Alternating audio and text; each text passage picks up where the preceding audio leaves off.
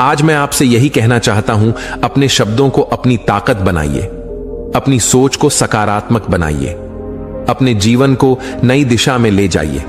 जब आप अपने आप से सच्चा प्यार करेंगे और खुद को प्रेरित करेंगे तो आपका जीवन पूरी तरह से बदल जाएगा। याद रखिए, आप जो सोचते हैं वही बनते हैं। इसलिए अपने विचारों को इतना ऊंचा रखिए कि सफलता आपके कदमों को चूमे। जीवन में शब्दों और सोच की शक्ति को समझना बेहद महत्वपूर्ण है। हमारे शब्द केवल आवाज नहीं होते, बल्कि एक ऊर्जा होते हैं जो हमारे और दूसरों के जीवन को प्रभावित कर सकते हैं। यह शक्ति इतनी गहरी है कि अगर सही तरीके से उपयोग की जाए तो यह असंभव को संभव बना सकती है। अक्सर हम अपने आप से ऐसी बातें कहते हैं जो हमें कमजोर बना देती हैं, जैसे मैं यह नहीं कर सकता, मेरे पास पर्याप्त समय नहीं है, मैं सक्षम नहीं हूं। क्या आपने कभी सोचा है कि ये शब्द आपकी सोच और आपके कार्यों को कितना प्रभावित करते हैं? अगर आप खुद को बार बार यह बताएंगे कि आप असफल हैं, तो आपके अंदर की ऊर्जा वैसी ही हो जाएगी।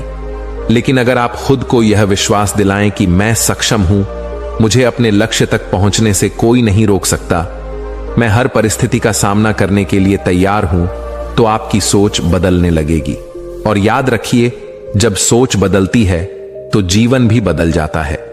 दोस्तों, गौतम बुद्ध की शिक्षा हर किसी के जीवन को नई दिशा दे सकती है। अगर आप भी इसे मानते हैं तो कमेंट में नमो बुद्धाय लिखना ना भूलें।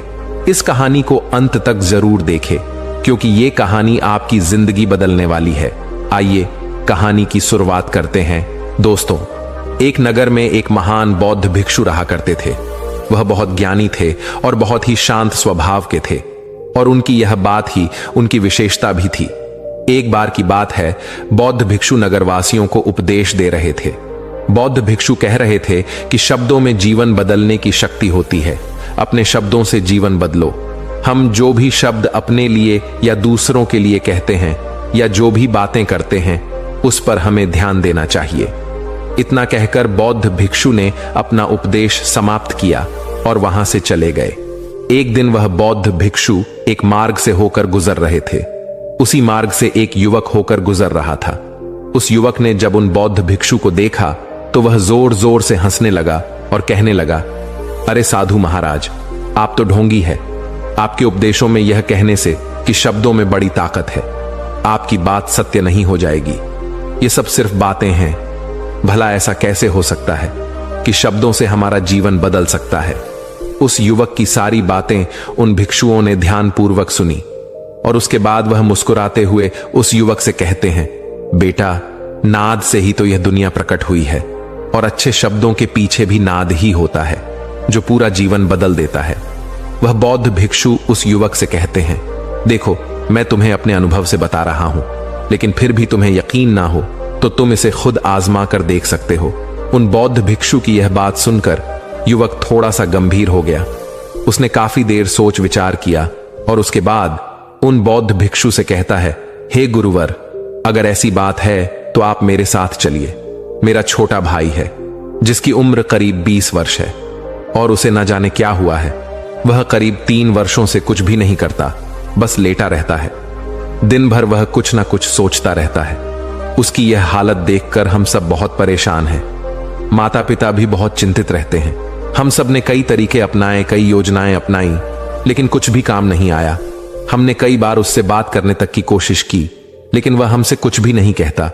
परिवार का हर एक सदस्य पूरी तरह से थक चुका है, हार चुका है। आखिर वह क्या करना चाहता है, किसी को कुछ नहीं पता। तो हमारे शब्दों से उसका जीवन क्यों नहीं बदला? और जैसा कि आप कह रहे हैं कि शब्द सचमुच जीवन बदल सकते हैं, तो क्या आप मेरी मदद करेंगे? इस पर बौद्ध भिक्षु मुस्कुराते हुए उस युवक के साथ चल पड़ते हैं। वह युवक उन बौद्ध भिक्षु को एक खेत में ले जाता है और अपने भाई की तरफ इशारा करके कहता है, हे गुरुवर, यही मेरा भाई है जो पूरे गांव में आलस और मक्कारी के लिए मशहूर है। आप कहते हैं कि शब्दों में वह शक्ति है जो हमारा जीवन बदल सकती है। तो क्या आपके शब्द इसका जीवन बदल सकते हैं? अगर यह सत्य है तो आप इसका जीवन बदल कर दिखाएं। उन बौद्ध भिक्षुओं ने उस युवक के भाई को ध्यानपूर्वक देखा। वह एक पेड़ की छांव में आराम से सो रहा था। जब बौद्ध भिक्षु उस युवक के भाई के पास पहुंचे और आराम से उसके सर पर हाथ फिराते हुए कहते हैं, उठो बेटा, बहुत देर हो चुकी है, ये सोने का समय नहीं है, ये तो जागने का समय है। उन बौद्ध भिक्षुओं की आवाज सुनकर वह लड़का थोड़ा सा अचरज में पड़ गया। आखिर कौन है जो मुझे इतने प्यार से जगा रहा है, वरना सभी गांव वाले तो मुझे आलसी और मक्कार ही कहते हैं। आखिर कौन है जो मुझे इतना अपनापन दिखा रहा है। उसने आंखें खोली और आंखें मलते हुए उसने पूछा, हे गुरुवर, आप कौन हैं और यहां क्यों आए हैं? इस पर बौद्ध भिक्षु उस युवक से कहते हैं, बेटा, यह प्रश्न तो मैं तुमसे करना चाहता हूं। तुम कौन हो, यही तो तुम्हें जानने की आवश्यकता है। उन बौद्ध भिक्षुओं की बात सुनकर वह लड़का जोर से हंस पड़ता है और कहता है, हे गुरुवर, यदि आपको मेरे बारे में जानना है तो जाइए और गांव के किसी भी सदस्य से पूछ लीजिए, आपको पता चल जाएगा कि मैं कौन हूं।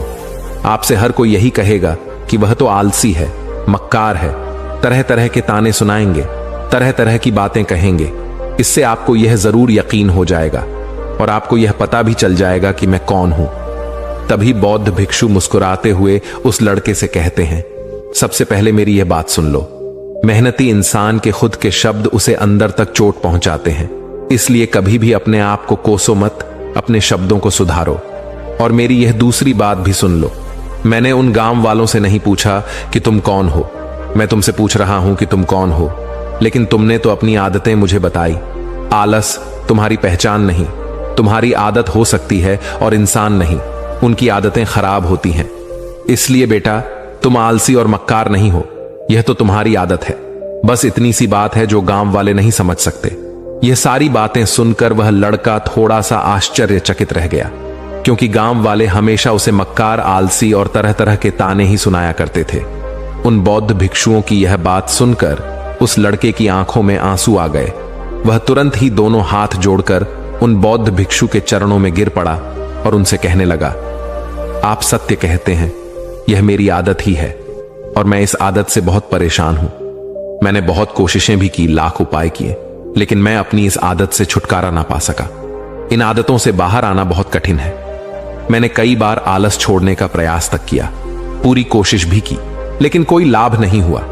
मैं जब भी कोई कार्य करने की कोशिश करता हूं तो पता नहीं क्यों मेरा मन कहीं और भागने लगता है, मेरा दिमाग किसी और दिशा में काम करने लगता है और मैं उस काम पर ध्यान ही नहीं दे पाता।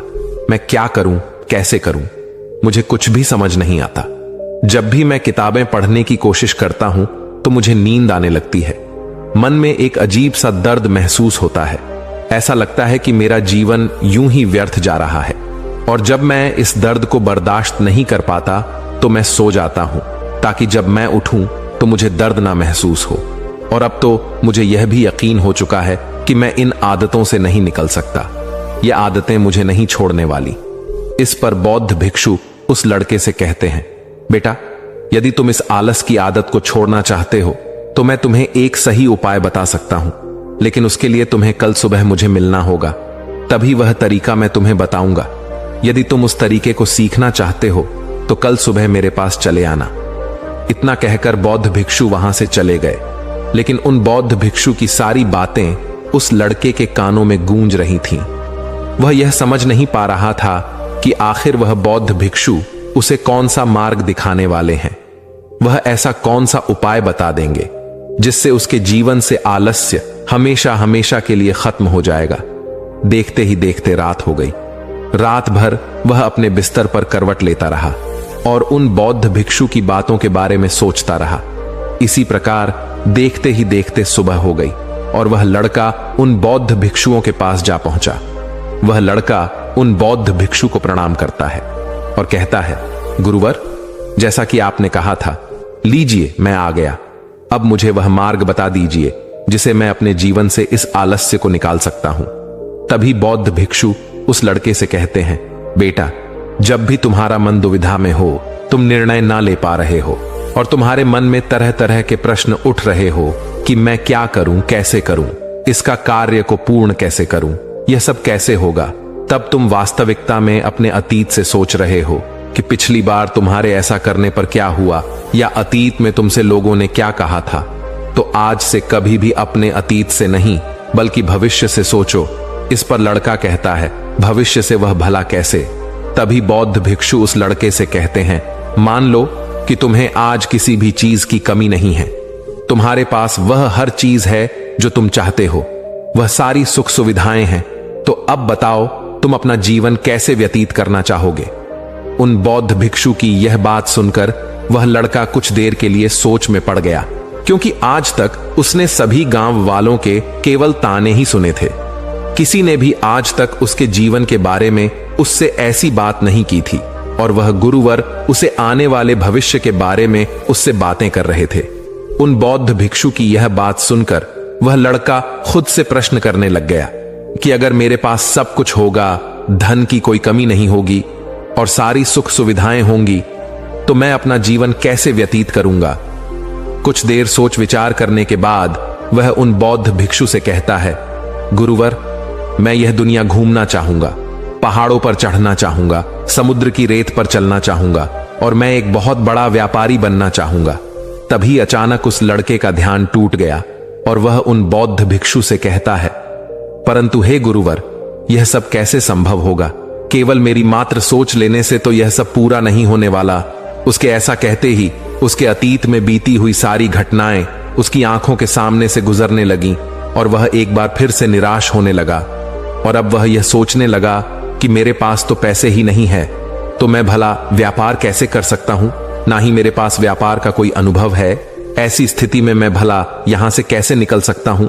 उस लड़के के इस प्रश्न का जवाब देते हुए वह बौद्ध भिक्षु उस लड़के से कहते हैं, बेटे, हर रात में सोने से पहले तुम हर दिन अपना लक्ष्य एक कागज पर लिखो और सुबह उठकर सबसे पहले उस लक्ष्य को देखो और सोचो कि उस लक्ष्य को पाने के लिए तुम आज क्या कर सकते हो, और जो भी तुमने उस कागज पर लिखा होगा उस कार्य को उसी दिन पूरा करने की हर मुमकिन कोशिश करो।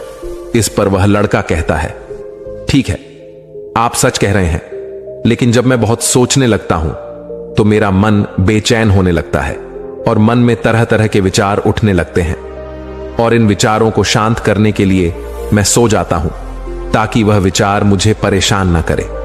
उस लड़के की समस्या का समाधान करते हुए वह बौद्ध भिक्षु उस लड़के से कहते हैं, बेटा, अंतर्मन की चाल को पकड़ो और शब्दों की मदद से नया भविष्य बनाओ। तभी लड़का कहता है, हे गुरुवर, आप क्या कहना चाहते हैं? मैं आपकी बात समझ नहीं पा रहा। इस पर बौद्ध भिक्षु मुस्कुराते हुए कहते हैं, बेटा, कैसे होगा? यह जो सवाल है, यह सवाल नहीं, बल्कि एक डर है जो तुम्हारे अंतर्मन में बैठा हुआ है, जो तुम्हें अगला कदम लेने से रोक रहा है, तुम्हें कदम आगे बढ़ाने से रोक रहा है। यदि तुम वास्तविकता देखो तो किसी को भी नहीं पता होता कि वह कार्य कैसे होगा, लेकिन एक इंसान जब दृढ़ निश्चय कर लेता है तो वह अपने उद्देश्य को सामने रखकर लगातार प्रयास करता रहता है और वह अपनी सफलता प्राप्त कर ही लेता। तभी वह लड़का उन बौद्ध भिक्षु से कहता है कि हे गुरुवर, अगर ऐसी बात है तो मन में बार बार चिंता क्यों होती है? मन बार बार बेचैन क्यों हो उठता है? इस पर बौद्ध भिक्षु कहते हैं, बेटा, क्योंकि तुम्हें डर है कि तुम कमजोर हो। तुम्हारे अंतर्मन में बैठा है कि तुम में कुछ कमी है, तुम किसी काम के नहीं हो, और यही कारण है कि तुम कोशिश करने से डरते हो, क्योंकि तुम्हारा अंतर्मन हमेशा तुम्हें रोकता रहता है। जब भी तुम कोई कार्य शुरू करना चाहते हो, तुम्हारा मन तुमसे पहले कह देता है, इससे आगे मत बढ़ना, अन्यथा तुम हार जाओगे, और इसी कारण तुम्हें चिंता होने लगती है, तुम्हारा मन बेचैन होने लगता है। तभी वह लड़का कहता है, गुरुदेव, आपने जो कुछ भी कहा वह बिल्कुल सत्य है, लेकिन अब आप ही मुझे बताइए कि मैं इस परेशानी से बाहर कैसे निकलूं? इसका जवाब देते हुए वह बौद्ध भिक्षु उस लड़के से कहते हैं, बेटा, इस समस्या का समाधान बहुत ही आसान और सरल है। तुमने देखा होगा कि अक्सर ही हम अपने आप को दोष देते रहते हैं, अपने आप को तरह तरह के अपशब्द कहते रहते हैं, जो हमारे अंतर्मन में जाकर बैठ जाते हैं और वहीं हमें आगे बढ़ने से रोकते हैं। और इन शब्दों का हम पर बहुत गहरा प्रभाव भी पड़ता है, क्योंकि जैसा हम खुद से कहते हैं, जैसा हम पूरी भावनाओं के साथ सोचते हैं, हम वैसा ही बनते चले जाते हैं। इसीलिए यदि तुम खुद को बदलना चाहते हो तो कि तुम भी काबिल बन सको, तो तुम्हें अपने अंतर्मन को नए संदेश देने की जरूरत है। जैसे कि मेरे शरीर का हर एक कण, हर एक हिस्सा, हर एक विचार शांति और ऊर्जा से भरा हुआ है, मैं दृढ़ संकल्प और आत्मविश्वास के साथ हर दिन के लक्ष्यों को पूरा करता हूं। मैं अपनी कमजोरी को अभ्यास में बदलता हूं, चिंता को ध्यान में बदलता हूं। मैं उत्साह और ऊर्जा से भरा हुआ हूं, लगातार अपने लक्ष्यों पर काम करता हूं। ऐसे शब्द जब तुम खुद से कहोगे तो तुम शक्तिशाली महसूस करने लगोगे और तुम्हारी सारी चिंताएं खत्म होने लगेंगी, क्योंकि यही शब्दों की ताकत है। वह तुम वही बना देंगे जो तुम खुद से कहोगे। तुम जितनी भावना के साथ यह वाक्य बोलते हो, उसे महसूस करते हो, उतनी ही भावनाओं से यह शब्द तुम पर असर करना शुरू कर देंगे। धीरे धीरे यह शब्द तुम्हारे मन और व्यक्तित्व की सोच का हिस्सा बन जाएंगे। लेकिन मेरी एक बात याद रखना कि तुम्हारा अतर्मन इतनी आसानी से नहीं मानने वाला। जब तुम आगे बढ़ो तो मौका मिलते ही वह तुम्हें पीछे खींचेगा। तुम्हारे अतीत के बीते हुए सारे कड़वे अनुभव तुम्हें याद दिलाएगा, ताकि तुम डर जाओ और एक बार फिर से अपने लक्ष्य का पीछा करना छोड़ दो। लेकिन तुम्हें इसकी चिंता नहीं करनी है। उन सकारात्मक शब्दों के कारण तुम्हारा मन सकारात्मक विचारों को स्वीकार करने लगेगा। आगे वह बौद्ध भिक्षु उस लड़के को चेतावनी देते हुए कहते हैं, मेरी एक बात और याद रखना कि तुम्हारा ध्यान आलस्य पर नहीं होना चाहिए। अर्थात तुम्हें कभी आलस नहीं मिटाना, बल्कि तुम्हें एक नए भविष्य का निर्माण करना है, एक नए व्यक्तित्व का निर्माण करना है। तुम्हारा पूरा ध्यान केवल इस पर ही होना चाहिए। उन बौद्ध भिक्षुओं की बात सुनकर लड़का कहता है, ठीक है गुरुवर, आप जैसा कहते हैं मैं वैसा ही करूंगा। तभी वह बौद्ध भिक्षु उस लड़के से कहते हैं, बेटा अभी तो मैं इस गांव से जा रहा हूं, लेकिन कुछ सालों के बाद मैं वापस आऊंगा। इतना कहकर बौद्ध भिक्षु वहां से चले गए और वह लड़का अपने घर लौट गया। लेकिन अब उस लड़के के मन में तरह तरह के विचार चल रहे थे। वह लड़का यह सोच रहा था कि अगर मैं अपनी मनपसंद जिंदगी जीने लगूंगा, अगर मैं दुनिया घूमने लगा, नए लोगों से मिलने लगा और अपनी पसंद का काम करने लगा, तो मेरी जिंदगी कैसी होगी। उस बात को ध्यान करके उसने एक कागज पर अपना लक्ष्य लिखा और लिखकर सो गया। अगली सुबह जब उसकी आंखें खुली तो उसने उस पेपर पर लिखा हुआ लक्ष्य एक बार दोहराया। उसके बाद वह कुछ देर के लिए शांत हो गया। तभी उसे उन बौद्ध भिक्षु की बात याद आई कि तुम अपने लक्ष्य के लिए आज क्या कर सकते हो। उसने खुद से सवाल किया कि मैं आज अपने इस लक्ष्य को प्राप्त करने के लिए क्या कर सकता हूं। तभी उसे एक बार फिर से उस पेपर की तरफ ध्यान दिया। उस पेपर पर लिखा था कि मैं बाजार जाता हूं और लोग व्यापार करने की कौन सी चीजें, कौन से सामान लेकर आते हैं। मैं उन चीजों को देखता, उन चीजों को पता करता और पढ़ने के बाद तुरंत ही बाजार चला गया। वह अलग अलग दुकानों पर बैठा उन्हें देखा, लेकिन उसे कुछ समझ नहीं आ रहा था, क्योंकि लोग अलग अलग व्यापार कर रहे थे, अलग अलग तरह की चीजें और सामान ले रहे थे और किसी ने उसकी कोई मदद नहीं की। वह बहुत उदास हो गया और निराश होकर वापस घर लौट आया। तभी उस लड़के को उन बौद्ध भिक्षु की एक और बात याद आई। शब्दों में बहुत ताकत है और शब्द हमारा जीवन बदल सकते हैं। उसे वह सकारात्मक विचार याद आए। वह उन्हें सुबह शाम दोहराने लगा और अब से वह हर दिन ऐसा ही करता। देखते ही देखते 1 महीना बीत चुका था, लेकिन अब तक उसके जीवन में कोई बदलाव नहीं आया था। अब वह लड़का यह सोचकर निराश होने लगा था कि उसके जीवन में तो कुछ भी परिवर्तन नहीं हो रहा। लेकिन 1 महीने के बाद उसे महसूस हो रहा था कि वह पहले से अच्छा महसूस कर रहा है। उसका दिमाग अब अच्छी तरह से सोच पा रहा है। वह पहले से ज्यादा चलने फिरने लगा है। धीरे धीरे उसे समझ में आने लगा कि जो लोग आगे बढ़ते हैं, महान काम करते हैं, उनकी सोच में कितना अंतर होता है। वे लोग हमेशा शक्तिशाली विचार सोचते हैं। दूसरों की छोटी सोच और डर से वह कभी प्रभावित नहीं होते। जब भी उनके सामने कोई मुश्किल आन पड़ती तो वह घबराते नहीं, बल्कि उस समस्या का समाधान निकालते हैं। इस समस्या के समाधान पर ध्यान केंद्रित करते हैं और ना ही वह कभी किसी का इंतजार करते हैं। वह केवल खुद पर विश्वास करते हैं और तुरंत ही कदम आगे बढ़ाते हैं। जब उस लड़के को यह सारी बातें समझ में आने लगीं, तो उसने भी धीरे धीरे अपने कदम आगे बढ़ाने शुरू किए। उसने बिल्कुल वैसा ही व्यवहार करना शुरू किया। अब से वह कभी खाली नहीं बैठता था। जब भी उसका काम मन करता, वह बाजार जाता और लोगों के बारे में जानता समझता कि वह किस प्रकार व्यापार कर रहे, कौन से चीजें खरीद रहे हैं और किन चीजों पर उन्हें लाभ हो रहा है और जब उसका मन करता तो अपने पिता की मदद भी करता था। वह अपने पिता के साथ मंडी में जाता, वहां पर जाकर मोल भाव करता, हमेशा कुछ ना कुछ सीखने में ही जुटा रहता है। तभी एक दिन गांव में एक मसाले का व्यापारी आया। उसे कुछ पढ़े लिखे नौजवान की जरूरत थी जो माल की गिनती कर सके और हिसाब रखने का काम कर सके। वह लड़का अपने लक्ष्य को जानता था कि उसे क्या पाना है। उसे समझ में आ गया था कि इस काम से उसे बहुत कुछ सीखने को मिलेगा। बेहिचक उस सेठ के पास पहुंच गया।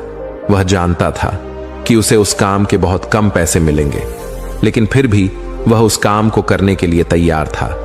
अब उस लड़के की सोच पूरी तरह से बदल चुकी थी। अब वह बाकी लोगों की तरह नहीं सोचता था, बहुत ईमानदार और समझदारी से काम करता था। देखते ही देखते करीब 3 महीने बीत गए और अब व्यापारी यह समझ चुका था कि नौजवान बहुत ही समझदार है और वह उसे व्यापार में बहुत मदद करता है। इसलिए उस मसाले के व्यापारी ने उस लड़के को अपना सहायक बना लिया।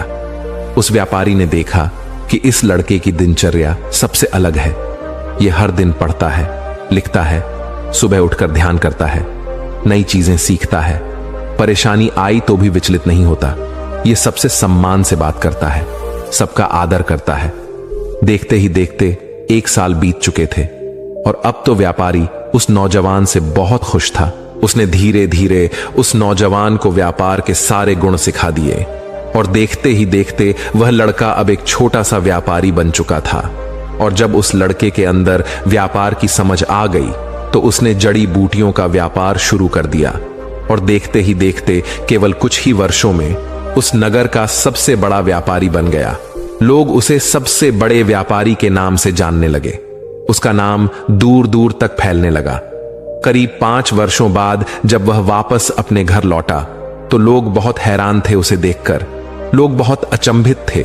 उसके सारे जानने वालों ने उस लड़के से पूछा, तुम इतना कैसे बदल गए? तब उसने कहा, उन गुरु ने सच ही कहा था, शब्दों से हम जीवन बदल सकते हैं। दोस्तों, इस कहानी से हमें यह सीखने को मिलता है, हमारे शब्दों और विचारों में अद्भुत शक्ति होती है। नकारात्मक सोच और शब्द हमें कमजोर बनाते हैं, जबकि सकारात्मक सोच और आत्मविश्वास हमारे जीवन को सफलता और शांति की ओर ले जाते हैं।